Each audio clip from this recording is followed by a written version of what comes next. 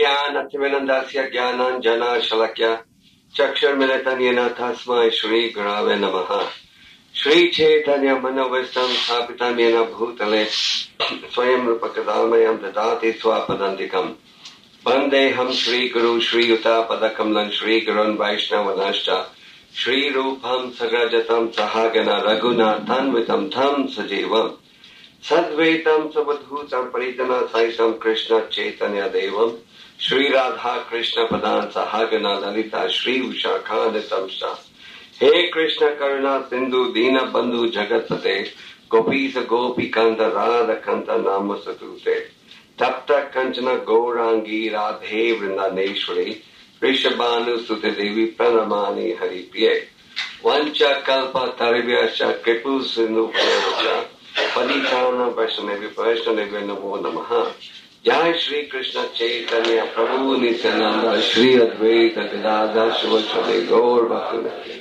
Hare Krishna Hare Krishna Krishna Krishna Hare Hare Hare Rama Rama Hare Hare Pravṛtti cha Nivṛtti cha Karya Karya Bhaya Bhave Bandham Moksham cha Yaveti Vadim Chapartha Sattviki.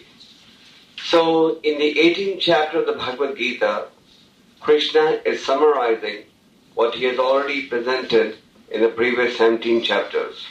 And in the verses that we are reading from the 18th chapter, Krishna is summarizing different characteristics in terms of goodness, passion, and ignorance. For example, in this verse, Krishna is explaining what is understanding in the mode of goodness. So what is understanding in the mode of goodness is described in this verse, and in the subsequent verses, understanding in the mode of passion and ignorance is also described. For example, according to this verse, one must know what is to be done and what is not to be done. This is known as Pravṛtti-mārga and Nivṛtti-mārga. Pravṛtti means acting according to scriptures, Nivṛtti means acting against the scriptures. And what should be done and what should not be done. What is to be feared and what is not to be feared. And what is binding and what is liberating. So the answer to all these questions can be obtained through the scriptures. Dharma ki sakshat bhagavad panitam. Religion means the words of God. So just like you and I, we see through our material eyes. If we don't have eyes, we can't see. Somebody closes your eyes or puts a piece of cloth around it, you won't be able to see. Similarly, the scriptures explain that we have to see through the scriptures. That is known as Shastra Chakshus. The scriptures become our eyes. And with the assistance of the bona fide spiritual master and sadhus, we understand what the scriptures are saying on each of these points. So first of all, we must understand what should be done and what should not be done. So if you were to do a survey of the 10 million people who live in Moscow, almost all of them would give a different answer as to what should be done, what is not to be done. Is that right? At the Pravṛtti? Everyone thinks he has his own way. He thinks what should be done, what should not be done. But we have to see through the scriptures what should be done and what is not to be done. So when you're acting according to scriptures, when you're executing actions according to scriptures, then it is pravṛtti. And when scriptures forbid you from something, then you should abstain from it. That is nivṛtti. So if the scriptures approve an action, we execute it. And if the scriptures prohibit an action, we abstain from it. So what do the scriptures say we should not do? We should not engage in sense enjoyment. Why? Because sense enjoyment is detrimental to spiritual advancement. Because sense enjoyment prevents you from understanding the Supreme Lord who is all pure. Because sense enjoyment binds you further to material entanglement. Therefore, using the scriptures as a basis, we withdraw from what is not prohibited, what is not permitted, and we engage in what is permitted. Just like an obedient child. An obedient child wishes to do only what is permitted by the parents. If something is not permitted by parents, the obedient child will not do it. So we have to become obedient children of the Lord. Therefore, Chaitanya Mahaprabhu has said, Chaitanya Mahaprabhu has given us 6 principles of surrender.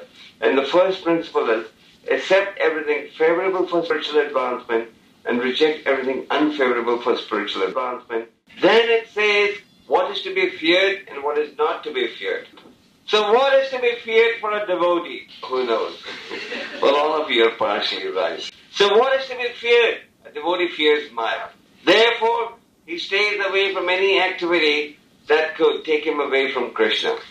And what is not to be feared? Devotional service. You don't have to fear devotional service. You don't have to fear surrendering to the Lord. You don't have to fear working for the Lord round the clock. Many times, people don't want to surrender. They're scared of surrendering. And many times they say, oh, I don't want to be near the temple devotees, they will just exploit me.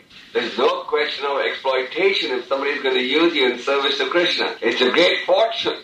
So, a devotee is very alert because he fears Maya. We should never be overconfident that now I'm so strong, so powerful, Maya cannot touch me. We have examples of great devotees like Haridas Thakur. Haridas Thakur was Namacharya. He used to chant the holy name 300,000 times every day. But he had made a principle that till he chants it 300,000 times a day, the Hare Krishna mantra, he would not eat or talk to anyone. A devotee doesn't take chances. Many times devotees would ask Prabhupada, what was he saying something? Because Prabhupada, when he would be greeting the deities, sometimes he would say a prayer to the deities. So devotees would ask him, what was he saying? And Prabhupada would say, I was praying to Krishna that I may not be touched by Maya. So, a devotee is fearful of Maya. So he wants to create a situation by which Maya may not be able to touch him.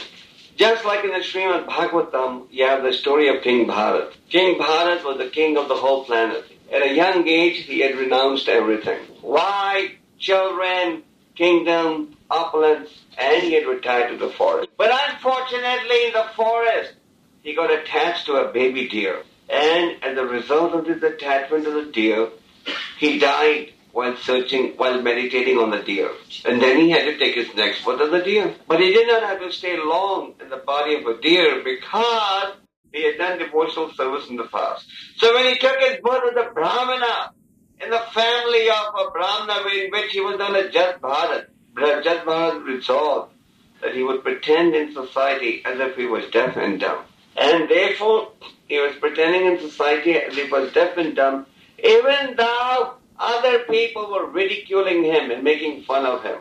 So therefore, a devotee must understand that we have to fear Maya. We don't want to play with Maya. And how do you save yourself from Maya? Devi esha gunamai mama maya durataya mame mame prapadante maya metantaranti te. Krishna says in the Bhagavad Gita, to overcome the three modes of nature is not easy. But one who surrenders to me, he can overcome the influence of the illusory energy. So, devotee recognizes to overcome the illusory energy without positive engagement of the senses in service to the Lord is not feasible. Therefore, he engages himself in service to the Lord. And because of this positive engagement of the senses and the mind in service to the Lord, he can withdraw the senses and the mind from dwelling on sinful activities. So one should never fear surrendering to the Lord. Never fear working hard for the Lord. Never fear giving a mind and senses to the Lord. After all, the Lord is the proprietor of everything that exists, including the mind and senses. Therefore, Narada Muni has said, Sarvapadi vinirmuktam tat parvela nirmalam rishikina sevana bhakti uchate. That is, one of Krishna's name is Rishikesha, which means the honor of the mind and the senses. So when you employ the mind and the senses in service to the Lord, then we become free of all these designations. So the materialist, he won't surrender to the Lord. He is fearful of surrendering to the Lord. He says, if I surrender to the Lord, then what will happen to my independence? So he doesn't want to surrender to the Lord. Does that mean that he is fearless? No! He's full of fear. Every second they're scared something may happen. One businessman is fearful, another businessman may not take his business away. One country is fearful, then another country may not become more strong and hence attack. Then there's fear of old age, fear of disease, and there's fear of death. Doesn't matter how rich a man you may be, nobody wants to die. So they always plead with the doctor, please, please, please stretch my life, extend my life. So there's so many types of fear. in your mind when you don't surrender to the Lord. The Bhagavatam says that the devotee is fearless. Fearless means the devotee knows, now that I've taken shelter of the Lord, whatever the Lord does, He does for my benefit. This firm conviction must be there. Whatever the Lord does, He does for my benefit. So even if your devotee is in difficulty, he doesn't get disturbed by it. Just like if you look at the Srimad Bhagavatam, you will see that the Pandavas had to undergo so many difficulties. Lord Ram was about to be coronated king. All arrangements were made. As he was about to be coronated king, he was told by his father that his brother will be, his stepbrother, his brother would become the king. Because his father had at one time given a promise to one of his wives, and his wife had said, I will utilize this promise at an appropriate occasion. So because Ram was not born from her womb, she wanted her son to be on the throne. So she begged her husband that her son should be put on the throne instead of Lord Ram. But Lord Ram accepted it. So devotee is fearless when he surrendered to the Lord. Haridas Thakur was totally absorbed in chanting the holy names, as we said.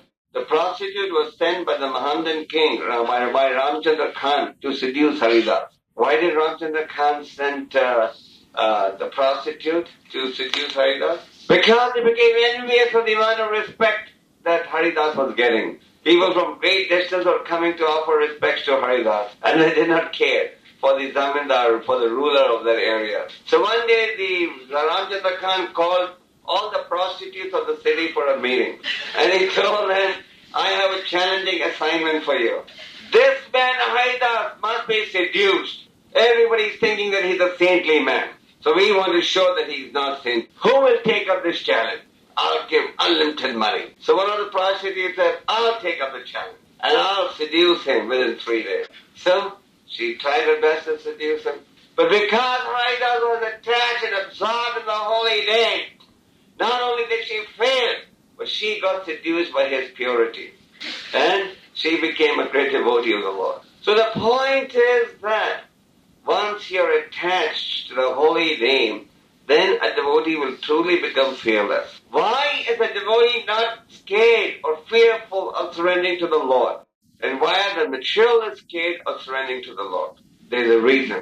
The devotees are not fearful of surrendering to the Lord because as they surrender, they experience spiritual reciprocation. It is not that as you surrender, there is no reciprocation. You're not dealing with a stone. You're dealing with God, who is a living personality with feelings. So Krishna says, Ye yatamam prapadante. All of them as they surrender to me, I reward them accordingly. So never hesitate to surrender to the Lord. So devotee is experiencing spiritual satisfaction as he surrenders to the Lord. Because of the satisfaction that he's experiencing, he's inspired to surrender more. Why is a materialist scared of surrendering to the Lord? The materialist experience of the material world is nothing but frustration. And therefore the materialist, without surrendering, falsely concludes the spiritual life is also going to be frustrated. So what is to be feared, what is not to be feared? Again, the answer is to be found through the scriptures. Then what is binding and what is liberating? That is important to understand. Binding means the execution of an activity that will entangle you. This has been explained by Mahārājā Rishabdev in 5th canto of the Bhagavatam. Mahārājā Rishabdev said, Nunam pramata kurute vikarma yidandya priyata apranoti. The sadhu manayita atmaniyam asana vikleshada asadeha. He says, the individual who engages in sense enjoyment of vikarmic activities is very foolish. Why? Because when he engages in materialistic activities, he is guaranteed to get entangled. And as he gets more and more entangled, he will again have a human body which will give him nothing but trouble. Therefore, a devotee works without attachment to the result. A devotee works for the pleasure of the Lord. If something is a pleasure to the Lord, the devotee executes it enthusiastically. And if something doesn't give pleasure to the Lord, he stays away from it. So we must recognize that when we engage in activities of sense enjoyment, these activities lead to bondage. Bondage means being more entangled in the cycle of birth and death. The silkworm, with its own saliva, creates a cocoon. And when it creates a cocoon, it gets entangled in the cocoon. Then it doesn't know how to get out. Is this true also for the silkworms in Russia? It's true for all the silkworms. So similarly, the living entity, he creates his own cocoons. He creates his own dreams, own empires, and then he gets so entangled, he doesn't even know how to get out of it. Just like in the Western countries, people always try to live beyond their means. They will buy a big house, big cars, have everything to show as if they're showing to the whole world they are very successful, they're making a lot of money. But they're working so hard just to pay their bills, and there's no time for spiritual life. Therefore, the spiritual platform is simple living, high thinking. So, when you simplify your lifestyle, then you have time for self-realization. Even though communism believed in simple living, but it didn't believe in high thinking. And because it didn't believe in thinking according to Krishna's instruction. So, simple living, high thinking. You simplify your lifestyle so that you have time for self-realization. So, simple living and high thinking is our guiding principle. So, this knowledge, what is being explained, actually this verse is very important because this verse is explaining that what is understanding in the mode of goodness. So, we have to explain this understanding to everyone because 99.9% of the people don't have this understanding. They don't have the understanding what should be done, what is not to be done. Therefore, we have this activity of book distribution. Why do we have this activity of book distribution? Because this is the medium through which people's understanding can be developed. And people's understanding and once they develop their understanding, then automatically they will avoid sinful activities. Just like when a child is young, he may walk naked, he may drop all the food while eating, but the same child, when he grows up, they act in a different capacity. So as long as one is ignorant, he doesn't know how to discriminate between what is right and what is wrong. But when you become enlightened, then you can discriminate. That is why Prabhupada pushed the activity of book distribution. Because this is the medium by which you make people understand what is right, what is wrong. At one time in your country, you had the Tsars ruling, and then you had the communist ruling. And now we have the communist in the dress of capitalist ruling. Well, have any of them succeeded in making you understand what is right, what is wrong? No, because they themselves don't know what's right, what's wrong.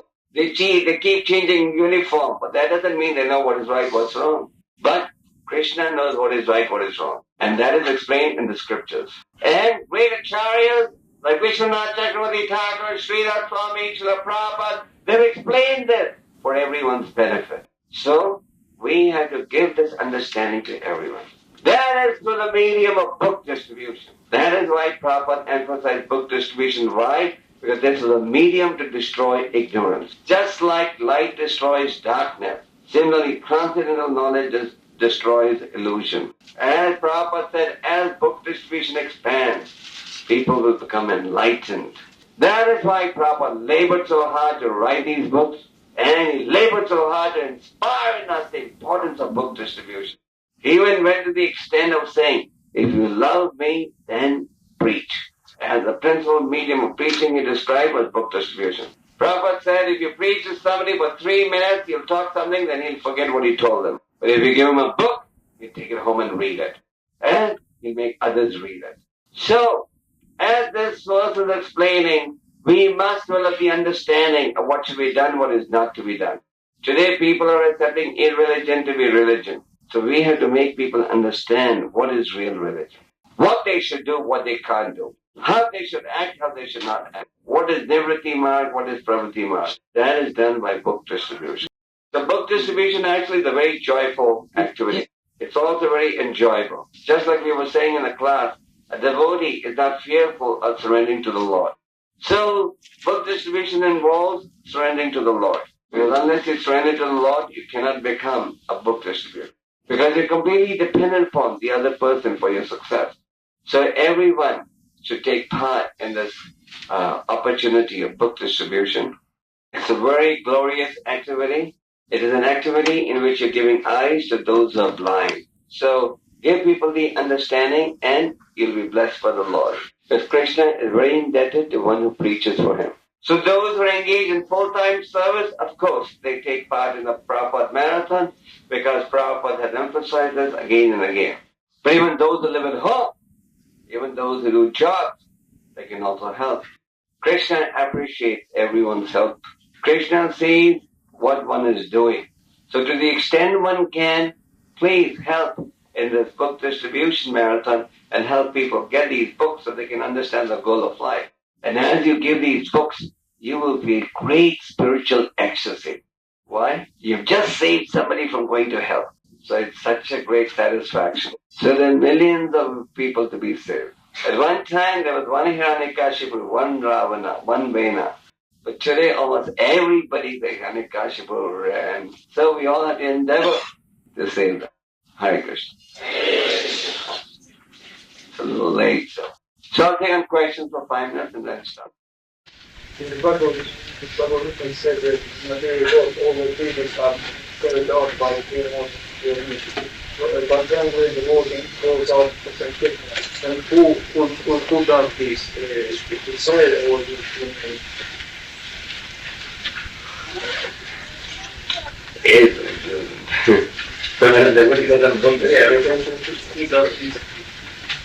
You, the living entity.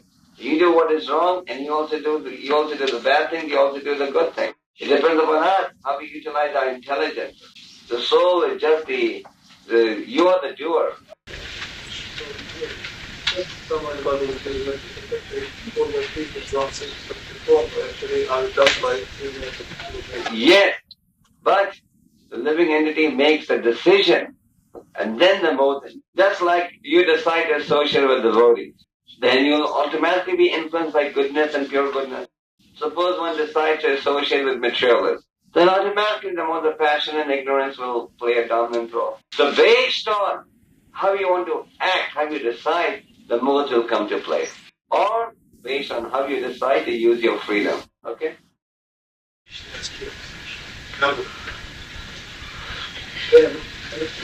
When someone's world is favorable for making misunderstanding of consciousness. Yes. The austerity in this age of Kali is chant 16 rounds every day. Follow 4 regular principles. Read Bhagavad Gita and Srimad Bhagavatam. Associate with devotees as often as you can. That's all. That's a near manoga. What does the play with Maya? To play with Maya means to play with fire. So what does it mean to play with fire?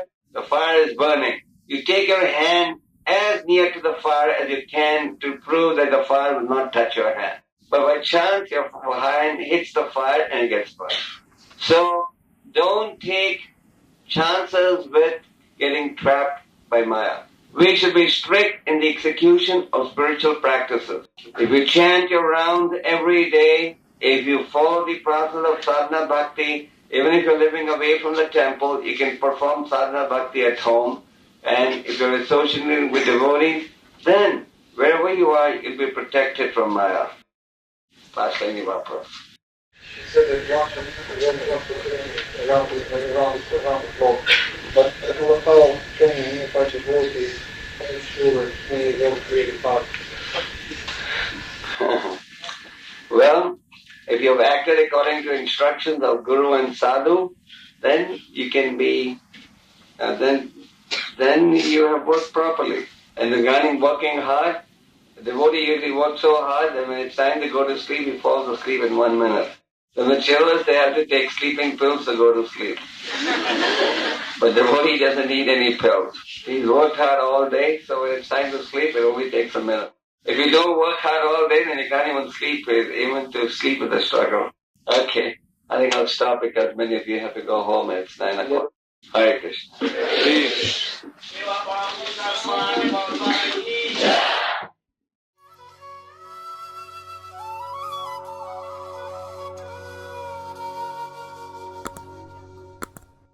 Hare Krishna,